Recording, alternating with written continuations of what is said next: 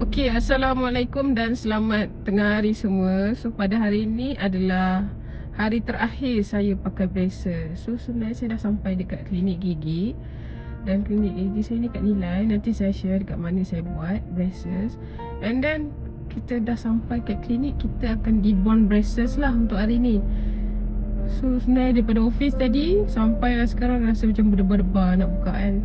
So kita tengoklah apa hasil dia nanti, okay?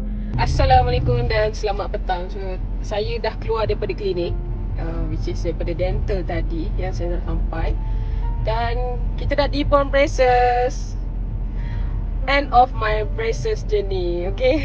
Saya sendiri pun ada album dalam handphone. Saya buat kat situ braces live lah, di mana saya pasang braces dan saya pakai dia selama 2 tahun. Sejak Oktober 2022 sampailah hari ni 28 Oktober 2022. So bukan setakat kita debond sahaja braces tadi, tapi saya ada buat sedikit, doktor buat laser untuk kita samakan gigi dua di hadapan tu. Okay, so untuk nampak sama tinggi, sama rendah, dia ibarat macam tu lah. Berdiri sama tinggi, duduk sama rendah, gitu.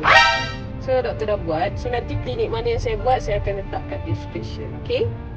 Okay, dan ni sekarang ni saya dah untuk tunggu retainer. Sebab walaupun kita dah buka braces, ataupun kita panggil dia debond braces, kita kena pakai retainer selepas kita pakai braces untuk maintainkan gigi tu.